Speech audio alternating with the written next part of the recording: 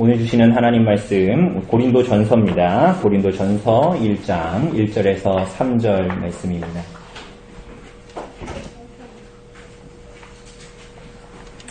고린도 전서, 제가 가진 성경으로 신약 성경 263쪽에 있는 고린도 전서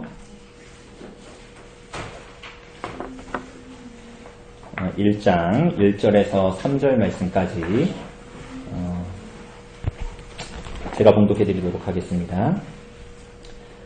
하나님의 뜻을 따라 그리스도 예수의 사도로 부르심을 받은 바울과 형제 소스데네는 고린도에 있는 하나님의 교회 곧 그리스도 예수 안에서 거룩하여지고 성도라 부르심을 받은 자들과 또 각처에서 우리의 주 곧 그들과 우리의 주 되신 예수 그리스도의 이름을 부르는 모든 자들에게 하나님 우리 아버지와 주 예수 그리스도로부터 은혜와 평강이 있기를 원하노라. 아멘. 오늘 사랑하는 여러분, 우리가 이번 주일부터는 우리 고린도 전서 함께 살피려고 합니다. 그래서 우리가 고린도 전서를 살피고 고린도 후서까지 보려면 이 시간이 좀 걸리겠죠, 그죠? 좀 오랜 시간이 걸릴 것 같습니다. 제가 언별리 교회에 2013년 5월에 부임을 해서 왔는데 그러면서 지금까지 이제 주일마다 말씀을 나누고 우리 주일 오후에도 주중에도 말씀을 나눴는데 여러분 어떤 성경 나눴는지 혹시 기억하십니까? 우리가 중간중간 단편적인 설교들도 많이 했습니다. 그죠? 단편적인 설교들도 많이 했는데 제가 와서 제일 먼저 한 성경이 어떤 성경인지 혹시 기억나십니까?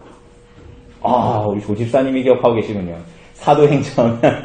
우리가 와서 처음에 사도행전 말씀을 같이 나눴습니다. 그리고 이어서 창세기 말씀, 그죠? 그리고 이제 요한복음, 그리고 이제 마태복음의 산상수훈, 그리고 중간에 히브리서 11장의 말씀, 그리고 룻기, 그리고 마가복음, 이런 말씀들을 다뤘습니다.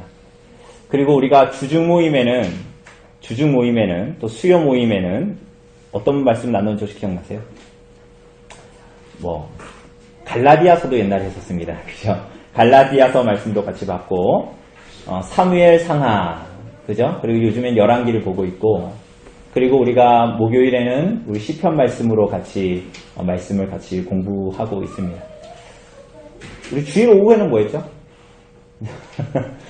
주일 오후에는 우리가 처음부터 일관되게 웨스트민스터 소요리 문답과 하이델베르크 요리 문답과 도르트 신조와 또 십계명을 따로 떼어보긴 했지만 그런 시간들을 우리가 가졌습니다.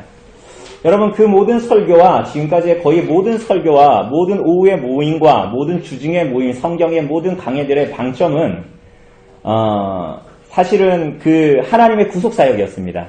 그죠? 하나님께서 그리스도를 보내주시고 그분의 복음으로 말미암아 우리들에게 어떤 일을 하셨는가 하는 이 하나님의 구속사역의 모든 가르침과 모든 설교의 강해의 방점들이 다 거기에 있었습니다. 그래서 우리가 성경 강해를 할 때, 심지어 우리가 사무엘서를 볼 때도 하나님께서 그리스도를 어떻게 드러내시고 그 가운데 하나님의 구속사역을 어떻게 우리들에게 보여주셨는가 이런 것들을 우리가 계속적으로 봤죠. 그 시간을 보내면서 여러분 어떠셨습니까? 저는 개인적으로 굉장히 기쁨이 있었고 복음으로 인한 즐거움도 있었고 그리스도와 그분의 복음을 알면 알수록 우리들의 신앙이 오해하고 있었던, 때로는 하나님을 우상처럼 섬겼던, 때로는 하나님을 부적처럼 여겼던, 그죠? 그런 삶의 모습들도 우리가 많이 보고 깨달았죠. 그래서 지금도 그러하지만 지금까지 하나님께서 우리 교회에 이끌어주신 하나님께서 베푸신 은혜를 우리가 말로 다 할 수 없습니다. 그죠? 그런데 제가 이제 그 시간들을 보내오면서 여러분과 저와 함께 말씀을 나누면서 보내오면서 참 제 안에 답답한 마음들이 한켠에는 항상 있었습니다.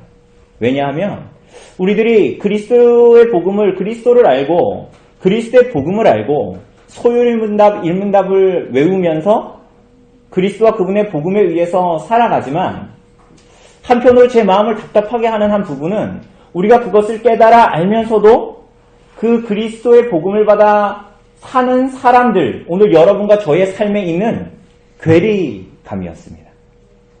그리스도의 복음을 우리가 분명히 받은 것 같고 그것을 받아들인 것 같은데 여전히 우리들의 삶에 나타나는 그리스도와 복음이 없는 것 같은 삶에 대한 괴리감이었죠. 그리스도와 그분의 복음을 외면하는 우리들의 삶이었습니다. 그래서 때로는 제 마음을 괴롭히는 것이 이런 거였습니다. 어떻게 우리는 그리스도와 그분의 복음을 알면서 어떻게 그렇게 감사할 줄 모르는 삶을 사는가? 하나님께서 이미 우리들의 인생 가운데에 많은 은혜를 복음으로 말미암아 베풀어 주셨는데 어떻게 우리는 그에 대해서 그 복음으로 충분히 만족하지 못하는가? 혹은 여러분과 제가 모든 것을 다 내어주신 하나님의 사랑과 그리스도의 십자가의 사랑을 누리고 안다고 고백하면서도 어떻게 그리스도의 교회와 그리스도의 몸된 교회와 그리스도의 지체된 성도들을 서로 마음을 다하여 사랑하는 것을 그렇게 알지 못하는가 하는 복음으로 못 사는 것에 대한 괴리감이 저를 굉장히 답답하게 하고 괴롭게 하고 때로는 한숨 짓게 하고 그래서 제가 항상 경험했던 제가 이상하게도 여러분들은 잘 인지하지 못하지만 못했을지 모르지만 그런 것들을 굉장히 많이 경험했어요. 막 이렇게 신방을 한번 가면 참 은혜 가운데 살고 말씀 가운데 산다라고 막 그런 얘기들을 때로는 나누는데 꼭 그 축의 신방을 받은 그 주일에 꼭 주일을 결석하는 거예요. 여러분 혹시 잘 모르셨죠? 저는 목사로서 여러분들이 신방을 하니까 저는 그런 것에 굉장히 민감하게 느껴지거든요. 그런 것들이. 하나님의 은혜를 말하고 자, 목사님 잘 살고 있습니다. 은혜로 잘 살고 있고요. 참 말씀 좋고요. 이렇게 얘기를 하는데 꼭 그 주일날에는 이상한 헛방을 터뜨리는 거예요. 그럴 때마다 제 마음이 너무 갑갑하고 화가 나기도 하고 막 그랬습니다.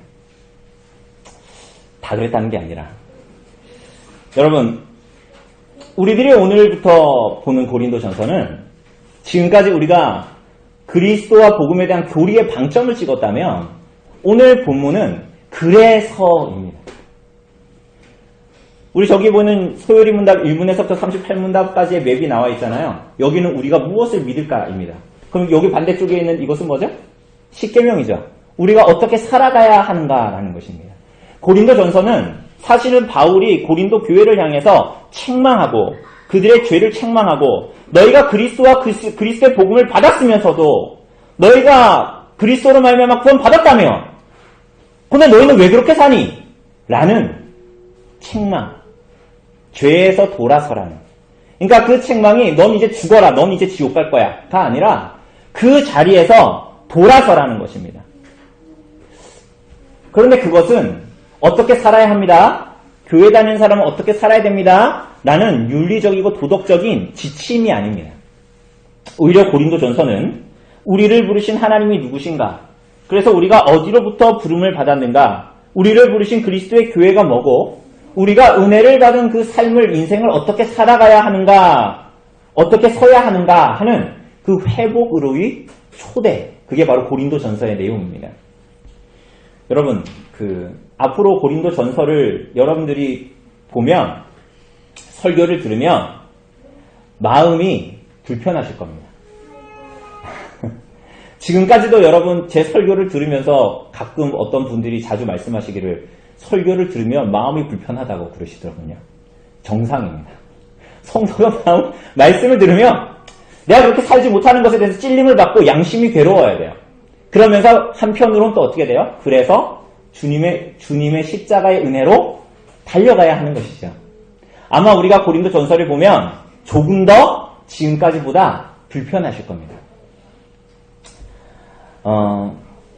아직 신앙을 따르는 복음적인 삶에서 거기에 붙들리지 못하고 여전히 세상을 쫓아가는 이 초짜 같은 삶의 모습을, 부끄러운 모습, 내가 복음으로 살지 못하는 못난 모습을 여러분들 더 직시하게 될 것입니다. 여러분 그럴 때마다 피하지 마시고 피하지 마시고 여러분 그 모습을 발견할 때마다 그리스도와 그분의 복음 앞에 무릎을 꿇고 여러분 삶을 돌이키시기를 바랍니다.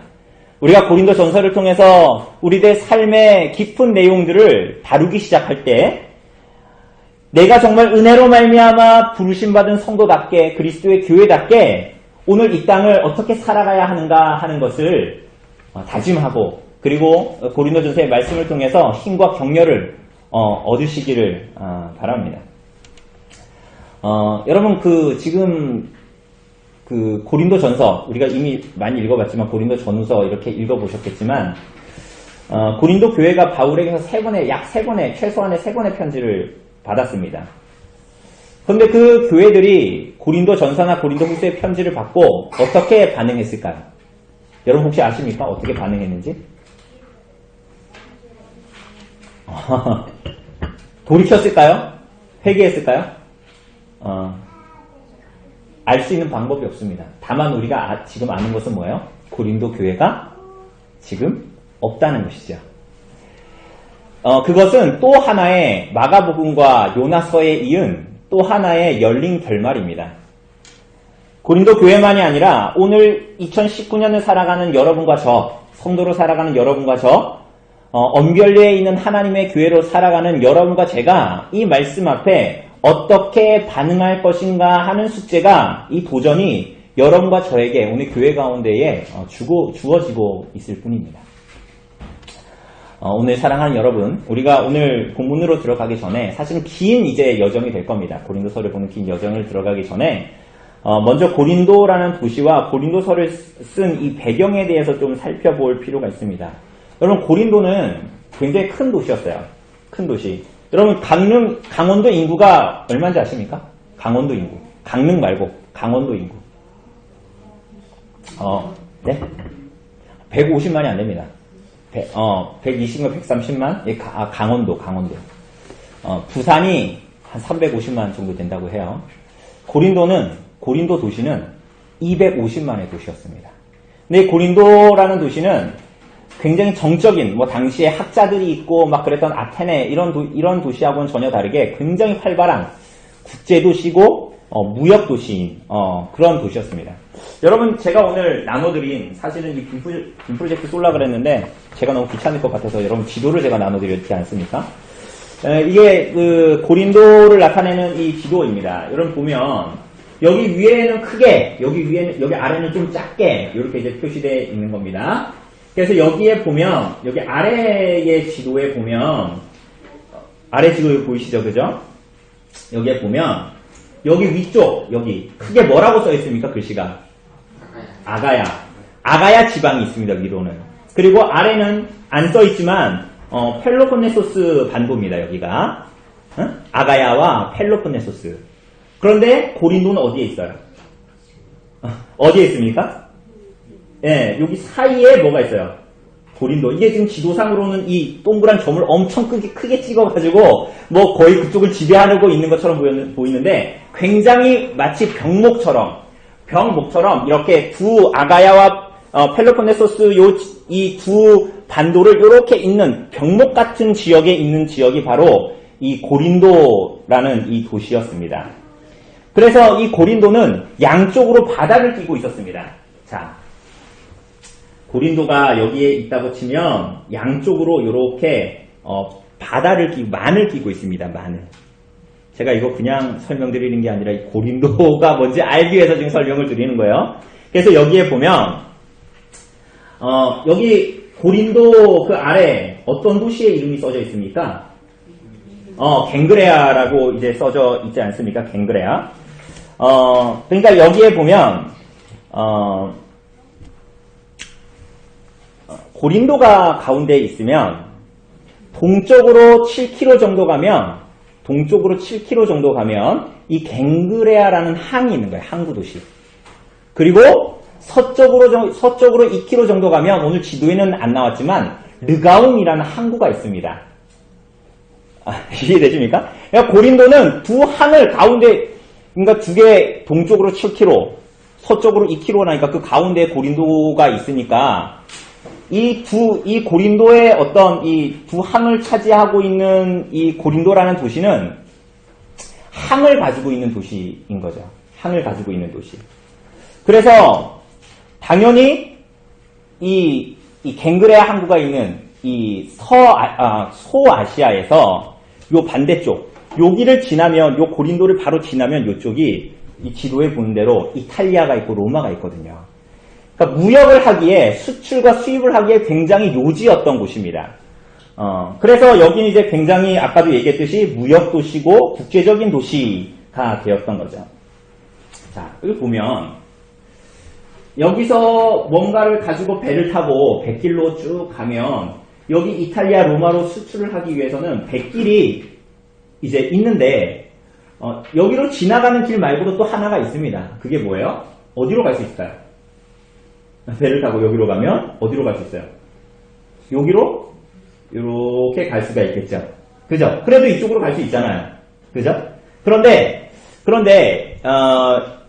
사람들은 대부분 이 길을 선택하지 않았습니다. 왜 선택하지 않았을까요? 왜 선택하지 않았을까요? 멀어서. 여러분 여기 끝에가 말레아곳이라는 곳입니다. 말레아곳. 근데 여기가 뭘로 유명하냐면 굉장히 돌풍, 해풍, 그래서 태풍이 일어나는 곳으로 굉장히 유명해요. 그래서 여기에 보면 뭐가 있습니까? 그레데, 미항 이렇게 있죠. 여러분 이거 어디서 들어봤어요? 사도행전 27장에 바울이 마지막에 로마로 호송되어져 가는 그러면서 파선하잖아요. 거기가 바로 이곳이에요. 그러니까 그때 바울을 태우고 갔던 배는 어떻게 갔던 거예요? 요렇게 해서 요렇게 가다가 태풍을 만난 거예요. 태풍을 만난 거죠. 그래서 당시에 이 배를 몰던 사람들한테는 말레아를 두 번 보면 집을 잊어라 라는 격언이 있을 정도였습니다. 무슨 얘기일까요? 말레아를 두 번 보면 집을 잊어라. 뭐예요? 여기로 항해를 하려면 뭐를 걸어라? 목숨을 걸어라. 그러니까 사람들은 대부분 이 길을 웬만해서는 선택하지 않았어요. 그러니까 당연히 어떻게 가요? 여기다가 배를 대는 거야. 이렇게 해서 여기 사이로 딱 배를 대. 고린도 쪽으로, 갱그레아 항 쪽으로. 그럼 배를 대고 어떻게 할까요? 반대쪽 항까지 9km밖에 안 돼요. 9km가 어느 정도냐면요. 저기 성산에 있는 영동전문대학에서부터 안목 사거리까지가 직선거리로 9km 정도 돼요. 그러면 그 정도니까 어떻게 하세요? 배를, 짐을 엄청 실어가지고 갱그레아 항으로 왔다가 그 짐을 내려서 어떻게 합니까? 반대쪽 르가움 항구로 옮겨서 배를 갈아타고 로마나 이탈리아로 가는 거야. 그죠? 그래서 여기에는 디올코스라는 굉장히 잘 닦인 육로가 있었어요. 그래서 이 길을 닦아서 사람들은 여기로 계속 왔다 갔다 하는 거죠. 혹은 배가 크면은 짐을 내려가지고 그렇게 옮기는데 배가 작으면 롤러 같은 거 위에 태워가지고 배를 9km로 옮겼어요. 배를 9km로 옮겨서 배를 여기서 타고 왔다가 배를 쭉 옮겨가지고 여기서 이제 빠져나가는 거야. 그래서 로마나 이탈리아로 가는 거죠. 여러분 그러니 여기까지만 들어도 어떻겠습니까? 이 고린도라는 도시에 사람들이 많을까요, 적을까요? 당연히 엄청나게 많고, 그러니까 우리나라로 생각하면 어디로 생각할 수 있을까요? 어떤 도시에 생각할 수 있을까요? 부산 같은 거. 여러 가지 문화, 여러 가지 사람들, 여러 언어들이 뒤섞여가지고 뒤범벅이. 그런데 거기에 막 그런 우리가 부산만 생각해도 부산 출신은 안 계시죠? 부산 출신. 안 그런데 종민 형제는 거칠고 때로는 굉장히 그 해안의 도시나 그런 문화나 사람들이 살아가는 것이 어떤 면에서는 굉장히 거칠고, 그죠? 그리고 더군다나 오늘 고린도는 그냥 한 민족이 아니라 정말 여러 민족이 혼합되어서 정말 짬뽕이 되어서 그렇게 이제 살아가는 그런 도시가 바로 이 고린도라는 도시예요. 구체적으로 다루지 않겠지만 이 고린도라는 도시는 사실은 이 로마와 실상은 로마와 이 아테네 연합군이 격돌한 지역이 사실 이 고린도라는 지역이에요. 그래서 고린도는 거의 폐허가 됐습니다, 사실은. 그런데 우리가 영화에서 많이 보는 그 로마의 줄리어스 시저, 그 시저라는 그 사람이 이 100년 동안 방치된 그 고린도를 재건합니다. 왜 재건할까요? 폐역한 군인들이나 노예나 자유민들을 그곳에 이제 살게 하기 위해서 재건을 한 곳이 고린도예요. 그러니까 뭔가 쌓인 전통이나 어떤 유서 깊은 문화나 이런 게 있을까요? 없을까요? 당연히 없겠죠. 그러니까 우리가 아는 대로 그야말로 굉장히 거친 항구 도시를 생각하면서 그 분위기를 짐작해 볼 수가 있는 거야. 사람들이. 참 어중이 떠중이들도 많이 모이고 누가 내 과거를 알지 않았으면 좋겠다 하는 사람들이 거기에 가서 막 노가다도 하고 막 일들이 많으니까 어쨌거나 막 그렇게 돈 벌면 또 어떻게 쓰겠어요? 호랑방탕하게 쓰겠죠? 제가 추측하는 것이 아니라 당시에 로마에서는 공인한 몇 개의 신들이 있었는데 특별히 이 고린도시에는 아크로 고린도라는 그 600m짜리 높은 언덕이 있었어요. 근데 그 위에는 뭐가 있었냐면 아프로디테라는 여신을 섬기는 신전이 있었습니다. 여러분 아프로디테라는 여신을 섬기니까 거기에 사제들은 여자일까요? 남자일까요? 헷갈리죠? 여자들. 여사제가 1000명이 넘는 사람들이 있었어요. 그런데 이 여자들이 밤만 되면 어떻게 하는 거예요? 그 신전에서 낮에 동안 생활하다가 밤이 되면 고린도 도시로 내려와서 성매매를 하는 거야. 난잡하기 이를 데가 없는 도시뿐만이 아닙니다. 이 로마는 공적으로 아폴로라는 남자신도 섬기게 했습니다. 그래서 이 고린도에는 아폴로 신을 섬기는 그런 이제 신전도 있었어요. 그래서 거기에 가면 남성성을 드러내는 막 발가벗은 막 특정 몸의 신체 부위를 드러내는 막 그런 부조나 뭐 그런 그림들이나 형상들이 있었겠죠. 그죠? 그럼 거기에는 당연히 아폴로 신을 남성 신을 섬기는 곳이니까 거기에 섬기는 사람들은 여자겠습니까? 남자겠습니까? 남자예요. 특별히 미동 어린 아이들. 그래서 남자 그 아폴로 신을 섬기는 남자 숭배자들이 와서 그 미동들과 남자아이들과 성관계를 가지는 그러니까 이 굉장히 이 동성애의 어떤 중심지이기도 한 도시가 바로 고린도라는 도시예요. 그러니까 대충 우리가 고린도라는 도시가 이 정도 들으면 어떤 도시인지 대충 짐작이 가시죠. 그죠? 그래서 여러분 당시에 코린티아자인이라는 말이 있었어요. 코린티아자인. 이게 무슨 얘기냐면 고린도인처럼 살다 라는 뜻입니다. 그래서 어떤 사람을 보면서 어떤 도시를 보면서 어떤 삶의 방식을 보면서 코린티아자인이라고 얘기하면 방탕한 삶을 살아가는 사람. 저 고린도 사람들처럼 그렇게 인생을 살아가는 삶의 방식을 가진 사람들 이렇게 얘기하는 거예요. 그래서 이 고린도라는 도시는 도덕적으로도 그렇고 윤리적으로도 그렇고 영적으로도 그렇고 그만큼 타락한 도시가 없을 만큼 굉장히 로마에서도 유명한 도시가 바로 이 고린도라는 도시였습니다. 여러분 그런데 이 도시에 무엇이 있죠? 이런 도시에 이 타락하고 방탕한 도시에 뭐가 있어요? 교회가 있는 거야. 교회가. 여러분 어떻게 그럴 수 있죠? 고린도전서 2장 3절을 보면 바울은 고린도에 갔을 때 굉장히 두려워서 심히 떨었다 이렇게 말하죠. 여러 가지를 추측해 볼 수 있습니다. 이게 지금 고린도에 가서 바울이 복음을 전할 때는 2차 선교 여행의 거의 마지막 부분이었어요.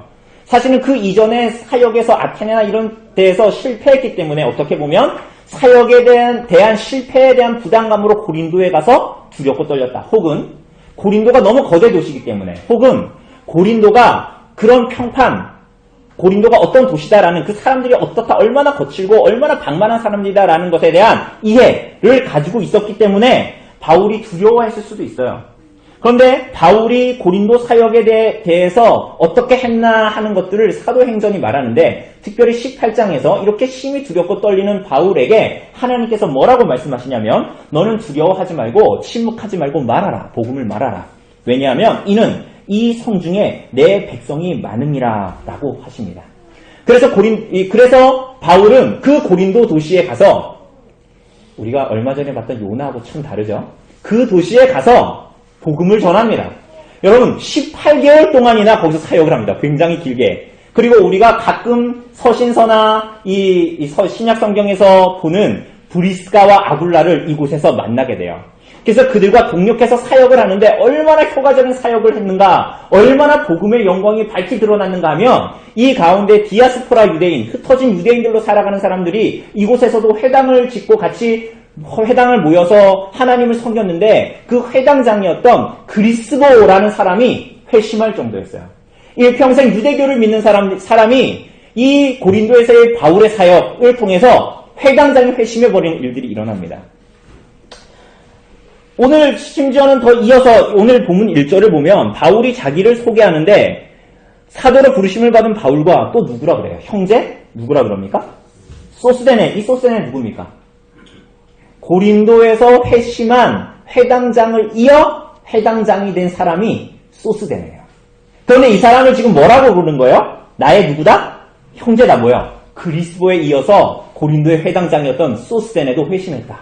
그러니까 이 고린도에서의 복음의 사역이 얼마나 성공적이었는가를 우리들에게 말해주는 본문이겠죠. 오늘 사랑하는 여러분, 고린도 같은 도시, 그렇게 방탕하고 타락한 도시, 그렇게 인생의 실패자들 같은 사람들, 어중이 떠중이들, 그렇게 교만하고 교양 없고 거칠고 복음의 복자도 꺼낼 수 없을 것 같은 그런 분위기의 도시 가운데 하나님께서 택한 자들을 부르시고 그분의 교회를 부르시는 것입니다. 그죠? 그럼 어떻게 이런 일들이 일어날 수가 있을까요? 어떻게 그런 곳에 교회가 있을 수 있을까요? 어떻게 그런 곳에 거룩한 그리스도의 교회가 세워질 수 있을까요? 그것이 요나 선지자의 질문이기도, 속 깊은 질문이기도 했죠. 여러분, 거기에 교회의 교회됨, 고린도와 같은 곳에 주님의 교회가 세워지는 것을 보면 교회의 교회됨이 무엇인지를 드러내는 결정적인 단서가 있습니다. 여러분이 교회로 불림을 받고 여러분이 교회로 들어오게 되는 것은 여러분들에게 어떤 자격과 조건이 있기 때문이 아니고 여러분들에게 어떤 도덕적인 수준이 있기 때문에 그런 게 아니고, 그래서 교회에서는 그런 얘기 하면 안 돼요. 저 사람하고 교제하기에는 수준이 안 맞아서 그런 게 어디 있습니까? 여러분, 우리에게는 자격, 조건, 자질, 그것 때문에 여러분들이 교회로 들어온 것이 아닙니다. 심지어 여러분, 교회는 이 교회당 남서울의 어떤 장로님이 돌아가시기 전에, 주님께로 가기 전에 자기 일생 건축을 했는데 마지막으로 교회당을 짓고 싶다 그래서 지은 게 이거잖아요. 그죠? 그럼 그게 이 교회가 그 장로님의 소유입니까? 그 장로님이 돌아가시고 나서 그 자녀들이 이 교회는 내 거다 이렇게 주장합니까? 아니죠. 헌금을 많이 한 장로가 있다고 해도 그 교회는 그의 것이 아니죠. 교회는 하나님의 것이죠. 하나님의 소유이지요. 그렇지 않습니까? 하나님의 교회. 그래서 그리스도로부터 하나님의 소유된 자들, 그 주께로부터 부르심을 받은 자들이 들어오는 것, 그것이 바로 하나님의 교회입니다. 교회. 여러분, 오늘 은희자매가 세례를 받고 교회로 들어오게 됩니다. 그죠? 여러분, 은희자매가 어떤 일정량의 헌금을 마치 다단계에서 하는 것처럼 막 이렇게 사람들을 네가 얼마나 끌어모았냐 이거를 딱딱딱딱 올려서 다이아몬드 정도 되면 은희자매를 그래서 받아주는 거예요? 일정량의 헌금을 초과했기 때문에 은희자매를 받아주는 거예요? 아니면 은희자매가 어떤 은희자매의 삶이 보여주는 도덕적인 삶의 수준과 율법 준수의 기준치를 초과했기 때문에 오늘 은희자매에게 세례를 주고 은희자매가 교회로 들어오는 것입니까? 그렇지 않죠. 여러분은 어떻게 교회의 지체가 되셨습니까? 여러분은 어떤 사람들이었습니까? 그러면 우리가 오늘 고린도 사람들이 어떤 사람들 대충 봤죠? 앞으로도 볼 겁니다. 여러분들은 뭐가 다릅니까? 여러분들의 내면을 샅샅이 뒤져보면 고린도 사람들의 삶의 양태와 그 이면과 무엇이 다르죠? 여러분의 마음은 얼마나 정결하고 얼마나 선했습니까? 여러분은 대단한 재력과 직업을 자랑하는 혹은 얼마나 고결한 사람들이었습니까? 혹은 그런 것들을 가지고 있다고 해서 교회가 받아준 겁니까? 그렇지 않지요. 여러분과 저는 무자격한 자들입니다. 예전에도 그랬고 지금도 그렇습니다. 여러분, 바울은 1절에서 자신을 소개할 때 뭐라고 합니까? 누구라고 소개해요? 사도다라고 소개하죠. 사도다라고 소개하는데 자기가 무언가 자격이 있어서 내가 사도가 됐다라는 말을 하지 않아요. 심지어 고린도 교인들이 불러서 내가 사도가 됐다라는 말도 하지 않고요. 심지어 어떤 인간 권력자가 나를 사도로 불렀다라는 말도, 나를 세웠다라는 말도 하지 않아요. 심지어는 저 사도라는 직업이 되게 미래가 유망한, 전도 유망한 직업이기 때문에 내가 선택했다라고도 말하지 않습니다. 어떻게 사도가 됐다라고 말합니까? 하나님의 뜻을 따라 그리스도 예수의 사도로 부르심을 받았다라고 말합니다. 하나님의 뜻을 따라서 하나님의 부르심을 받아서 그도 사도가 되었다라고 말하죠. 그런데 그 자신만을 이거 지금 자기를 뻐기고 자기의 권위를 세우기 위해서 너희 그러니까 내 말 들어라 이러기 위해서 지금 바울이 자기가 사도라는 것을 소개하는 것이 아닙니다. 그 다음에 뭐라 그래요? 사도로 부르심을 받은 바울과 또 누구요?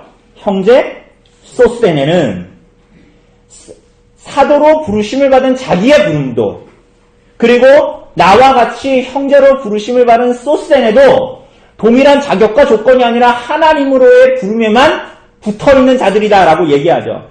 2절을 보면 뭐라 그래요? 고린도에 있는 하나님의 교회를 부르신 부름도 바로 고린도에서 그리스도의 복음을 듣고 모인 교회로의 부름이 다름이 아니라 그들의 자격이 어떠함이 아니라 다만 하나님의 부름과 하나님의 이 소명에 의해서 모인 자들이 바로 누구다? 교회다라고 말합니다. 그렇기 때문에 그들의 부르심에 대한 주도권은 어디에 있는 거예요? 하나님께만 있는 것입니다. 우리 사랑하는 여러분, 여러분을 부른 분도 하나님이십니다. 그분의 교회로 접붙이시는 분도 누구세요? 하나님이신데 여러분의 공로가 아닙니다. 여러분의 자격이 아니죠. 여러분이 오늘 하나님의 이름을 부르면서 오늘도 하나님의 중전 앞에 나와 얼굴을 들고 하나님께 나아갈 수 있는 것은 여러분의 공로가 있기 때문이 아니고 오직 그리스도의 공로 때문이지요. 여러분과 저는 여전히 부자격한 자이지요. 그런데 오늘 사랑하는 여러분, 이 공로도 자격 없는 자들을 향한 하나님께서 자기 아들을 주심으로 말미암아 부르신 가운데 살아가는 성도들과 교회의 삶이 어떻습니까? 고린도 교회의 사람들이 보여준 삶의 현장이 보시죠. 여러분, 고린도 교회는 어디 시덥지 않은 목사가 세운 교회가 아니라 사도 바울이 세운 교회예요. 사도 바울을 통해서 18개월 동안이나 하나님의 말씀을 듣고 그리스도가 누구신지를 알고 그분이 십자가의 사역으로 우리를 어떤 은혜로 부르셨는지를 사도를 통해서 들어서 세워진 교회가 바로 고린도 교회이죠. 바울이 고린도 사역을 마치고 나서 2차 전도여행을 마치고 안디옥으로 돌아갑니다. 선교 보고를 다 마치고 3차 전도여행, 그의 선교여행의 거의 마지막이 3차 전도여행을 시작하죠. 에베소로 갑니다. 그런데 에베소에 가니 자기가 고린도에서 나오고 나서 바톤 터치를 해서 고린도에서 사역을 하던 아볼로라는 사람을 만나게 됩니다. 뿐만이 아니라 고린도에서 있었던 고린도의 소식을 들었던 글로의 집의 하인들로부터 고린도 교회의 소식을 듣습니다. 근데 그 소식들이 어떤 소식들이었죠? 잘 모르겠죠? 이제 볼 겁니다. 앞으로 볼 건데, 오늘은 보지 않아도 앞으로는 볼 건데, 고린도 교회가 하는 짓들이 이 사도로부터 복음을 받은 사람들이 교회가 하는 짓이 고린도 사람들도 아까 봤잖아요. 고린도가 어떤 도시인지. 그 세상 사람들도 하지 않는 짓거리들을 교회에서 하기 시작하는 거야. 죄송합니다. 제가 격한 표현을 써서. 서로 분열합니다. 너는 아볼로 파냐? 나는 그리스도 파다. 넌 바울 파냐? 서로 분열하기 시작합니다. 종교적인 위선을 떨면서 다른 성도들보다 자기가 우위에 있다라고 주장하기 시작하고 세상에서도 일어나지 않는 고린도에서도 일어나지 않는 아비의 와이프를 취하는 근친상간이 일어나고 음란한 삶을 이어가고 복음을 받았다고 하면서도 세상에서는 사회에서는 교회만 나가면 자기 재물과 지위와 권력을 사용해서 자기가 불의한 짓을 하고도 법정에서 무죄를 받기를 소원하는 그리고 형제들과의 재판도 서슴치 않고 윤리 도덕적인 면만이 아니라 영적으로 타락해도 고린도 교회는 아무런 권면과 그 형제들이 그렇게 살아가는 형제를 옆에서 보면서도 전혀 권징하거나 권면을 하지 않는 교회. 고린도 교회였습니다. 여러분, 이 교회 맞습니까? 이런 교회 맞습니까? 여러분, 바울이 이들을 뭐라고 부릅니까? 2절에 보면 고린도에 있는 하나님의 교회. 이렇게 문제 많고 이렇게 세상에서도 하지 않는지 드러나 문제만도 그러한 교회, 그 지역에 있는 이렇게 하나님을 향해서 불순종하며 불신앙의 삶을 보이는 교회를 향해서 바울이 뭐라고 그런다고요? 고린도에 있는 하나님의 교회라.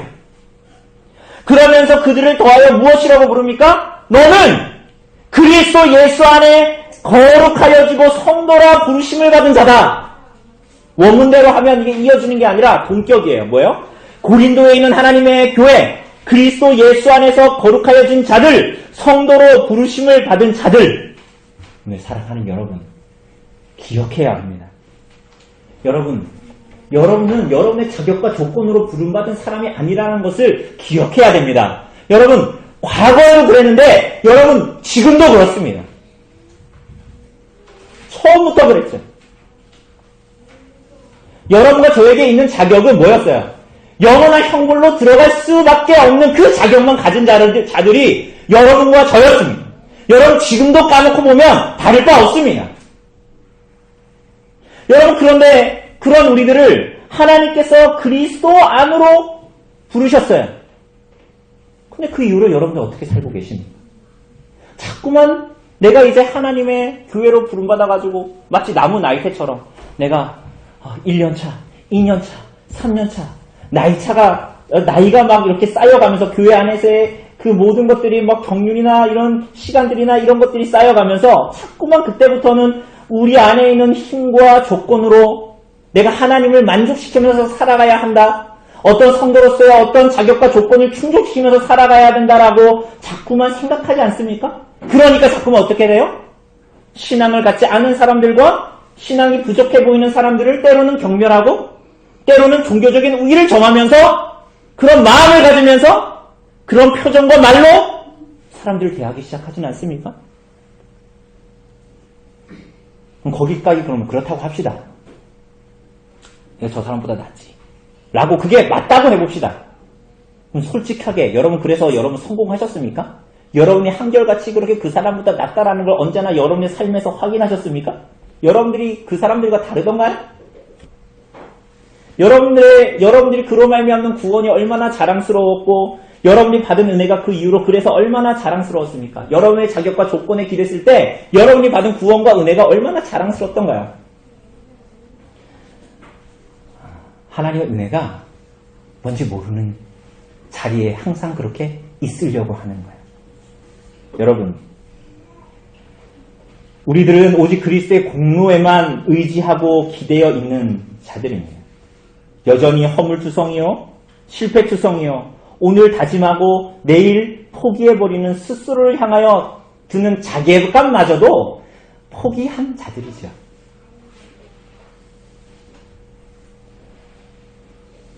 처음에는 은혜로 시작했는데 그래서 뭔가 은혜의 강력한 행위를 하다가 그것을 종교적인 행위로 바꿔서 금세 종교적인 율법으로 행함으로 나 스스로를 내가 어떤 자격과 조건의 갖춤으로 만족시키려고 하고 그로 말미암아 다른 사람들을 깎아내리려고 하고 종교적인 우위를 점하려고 하기에 바쁜 자들, 그게 우리들입니다. 우리들의 본성입니다. 그러나 오늘 사랑하는 여러분, 그런 여러분과 저를 향해서 고린도 교회 성도들을 향해서 뭐라 그러죠? 하나님의 교회. 너희는 하나님의 교회. 왜 그렇죠? 여러분, 그리스도의 교회는 자격과 조건으로 들어가는 교회가 아니기 때문에 그런 거예요. 뭐라 그래요? 그리스도 예수 안에서 거룩하여진 자라고 말하지요? 여러분, 물어봅시다. 여러분 거룩합니까? 오늘 지금 본문에서는 그리스도 안에서 거룩하여진 자라면서요. 여러분 거룩합니까? 저는 어떻습니까? 저는 거룩해요? 저를 보지 말고, 저는 거룩하니까 저를 보지 말고 옆 사람을 보세요. 여러분 거룩합니까? 그 사람의 삶을 저도 알고, 여러분의 삶을 저도 알고, 여러분 자신도 알고, 옆 사람을 보세요. 옆 사람도 알 거예요. 여러분들의 과거가, 현재가 어떠했는지. 근데 여러분 거룩합니까? 여러분이 정말 교회라고 불릴만 합니까? 여러분에게 자격과 조건이 주어졌다면 여러분의 교회라고 부를 수 없겠죠. 고린도 교회를 교회라고 부를 수 없겠죠. 그런데 오늘 본문은 우리들을 그리스도 예수 안에서 부르셨고 그리스도 안에서 그래서 거룩하다라고 말하지요. 이게 뭐예요? 거룩하지 않은 자들에게 주어진 거룩한 자의 의가 너희에게 주어졌다. 의의 정가를 말하는 거예요. 그래서 우리가 그리스도 안에서 거룩하여졌다라는 것은 막 여러분이 막 천사의 삶을 산다 이런 말이라기보다는 오늘 본문은 거룩하여졌다는 말의 의미는 구별되었다 이렇게 말하는 거예요. 뭐라고요? 그리스도 안에서 뭐 되었다? 구별되었다. 여러분 이따가 헌상할 거잖아요. 헌금할 거잖아요. 그죠? 그게 뭐예요? 그게 왜 거룩해요? 우리들의 삶에 하나님을 향해서 내가 어제 밤에 밤새도록 다리미로 그 돈을 빳빳하게 다려서 거룩해진 것이 아니라 하나님께 드리려고 구별된 것이기 때문에 그게 뭐 하는 거예요? 거룩한 거예요. 여러분 그래서 우리가 그리스도 예수 덕분에 구별되어진 자, 성도다, 거룩한 무리로 불림을 받게 되었다라고 말하지요. 그죠? 그래서 고린도 교회 성도들을 향해서 여러분과 저와 같은 사람들을 향해서 고린도에 있는 하나님의 교회여, 엄별리에 있는 하나님의 교회여 라고 불림을 받는 것입니다.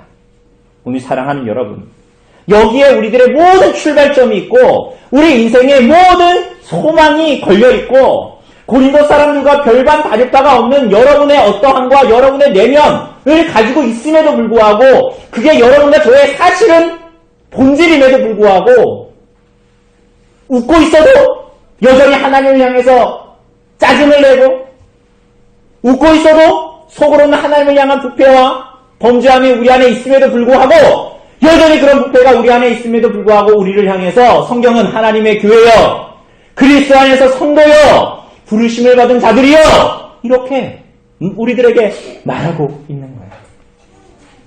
사랑하는 여러분, 여러분의 인생의 정체성을 여러분은 어디서 찾고 계십니까? 여러분은 자꾸만 이 안에서 영원하고 참된 기쁨과 즐거움을 찾기보다는 자꾸만 여러분의 어떠함에 함몰되어서 살아가고 있지는 않습니까? 세상 사람들처럼. 세상 사람들이 종교 행위하는 것처럼. 그래서 때로는 내가 하나님 앞에 그런 자격이 없기 때문에 때로는 자기 연민에 빠지기도 하고 자꾸만 자기 자신에게 함몰되어서 때로는 이제는 그리스도 안에서 기쁨과 즐거움을 찾기는 다 포기해버리고 이제는 허망해져가는 기쁨과 즐거움을 바라보면서 살려고 오히려 반대로 나가고 있지는 않습니까? 금세 시들어버리는 꽃처럼 들의 들풀처럼 그게 곧 진다라는 것을 알면서도 마치 진통을 좀 없애주는 마약류처럼 그거 맞으면 시간 지나면 또 그걸 찾게 될 걸 알면서도 그게 참된 기쁨과 소망이 아닌 줄 알면서도 여전히 그것을 향해서만 다름질하는 그런 어리석은 삶을 여전히 추구하고 있지는 않습니까? 오늘 사랑하는 여러분, 엄별리에 있는 하나님의 교회인 성도 여러분, 허망한 것입니다. 허탄한 것입니다. 여러분 그 자리에 있다면 그 자리에서 돌아서십시오. 여러분 자신에게도 붙들리지 마십시오. 허탄한 것입니다. 여러분 지금까지 여러분 인생을 살면서 여러분 자신에게서 답을 찾으려고 하신 적 있으시죠? 답을 주던가요, 여러분 자신이? 여러분들이 여러분 자신에게 실망한 것으로 지금까지 인생을 수십 년 살면서 이미 실망한 것으로 족하지 않습니까? 여러분에게 아무 기대할 만한 것이 없다는 것을 여러분 인생 동안 경험하지 않았습니까? 남은 인생 동안 더 시도해봐야 아는 것입니까? 그렇지 않죠. 사랑하는 여러분, 무엇을 붙들고 있습니까? 여러분은 그리스도 안에서 구별되고 부르심을 받은 자들입니다. 무자격함에도 그리스도로 말미암아 부름받은 자들이 여러분과 저 그리스도의 교회, 엄결리에 있는 이 하나님의 교회입니다. 그러므로 사랑하는 여러분, 여러분의 인생을 여기에 방점을 두고 여기에만 소망을 둘 때에 여러분은 그때야말로 그리스도를 따라 거룩해져 갈 것입니다. 그때야말로. 여러분 안이 아니라 그리스도 안에 모든 소망을 두고 여러분의 인생에 모든 방점과 기초를 둘 때 그때야 여러분은 거룩해져 갈 것입니다. 여러분 2절 본문의 이 부분 그리스도 예수 안에서 거룩하여지고라는 이 부분을 톰 라이트라는 사람은 신학자는 이렇게 의역했습니다. 그리스도 예수 안에서 거룩해졌고 거룩함으로 부름받은 여러분 맞습니다. 우리들의 시작은 우리들의 어떠함이 아닙니다.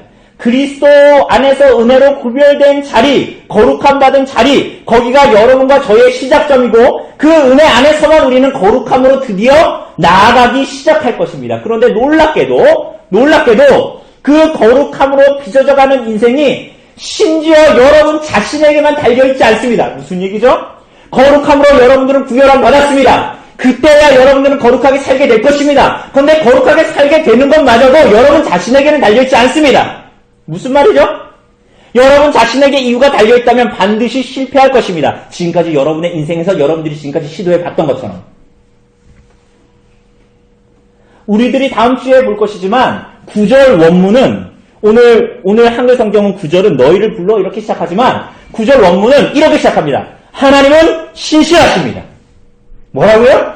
하나님은 미쁘십니다. 하나님은 신실하십니다. 그래서 그리스도 안에서 여러분들을 거룩하게 부르신 그분은 여러분들을 반드시 거룩하게 만드실 것입니다. 왜냐하면 여러분들의 자격 때문이 아니에요. 여러분 안에 있는 무엇 때문이 아니에요. 우리를 거룩하게 하시려고 우리를 부르신 우리 안에 그 거룩한 일을 시작하신 그 이가 마침내 마지막까지 이루실 것이기 때문이에요. 여러분 그래서 여러분의 삶에서 여러분의 삶의 연약함이 때로 나타날 때 그것이 끝입니까? 그렇지 않아요. 여러분 그리스도를 믿는다는 여러분 주변에 있는 지체들이 때로는 연약함을 교회 안에서 보이고 때로는 갈등을 일으키고 때로는 고린도서에 있는 사람들처럼 많은 문제를 일으킬 수 있죠. 여러분 그럼 끝입니까? 그들에게 달려있다면 여러분 구원이 여러분에게 달려있다면 그러면 끝이죠. 그 사람은. 여러분 우리는 처음부터 마지막까지 여러분 자신에게 구원이 달려있다라고 거룩이 달려있다라고 성경은 한 번도 말한 적이 없습니다.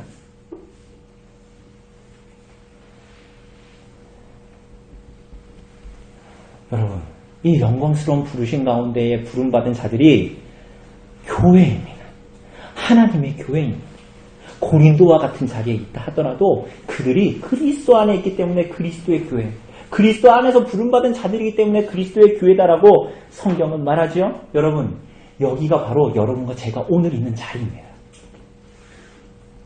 여러분 이것이 모든 믿는 자들의 확신이었고 바울 사도가 말하는 믿음의 본질이었습니다. 오늘 사랑하는 여러분, 그것이 오늘 여러분 안에 있는 것 맞습니까?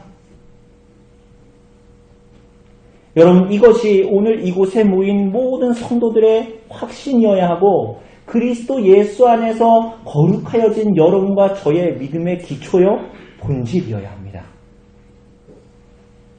특별히 오늘 세례를 받는 김은희 자매 그리고 그 세례받음 앞에 증인이요 오늘 믿음으로 살도록 거룩하게 된 이곳에 모인 모든 그리스도의 증인들인 모든 성도들의 믿음이요 확신이요 기초여야 합니다. 오늘 사랑하는 여러분, 이렇게 우리들을 부르신 소명의 자리, 은혜로 부르심 받은 이 소명의 자리, 하나님의 교회로 거룩하게 되기를 갈망함으로 우리들을 부르신 하나님 앞에 응답할 그래서 그리스도의 은덕에 우리들의 삶의 모든 것을 기대고 우리들의 무자격함을 죽을 때까지 고백하고 오직 모든 공로가 그리스도에게만 있음을 알고 그분에게만 소망을 두고 그분의 은혜를 갈망하는 그런 부르심과 소명의 자리에 있기를 그런 인생의 삶을 이 땅에서 오늘 살아가도록 이끄시도록 성령께서 그러한 은혜를 여러분과 저에게 주시기를 간절히 바랍니다. 우리 시간 잠시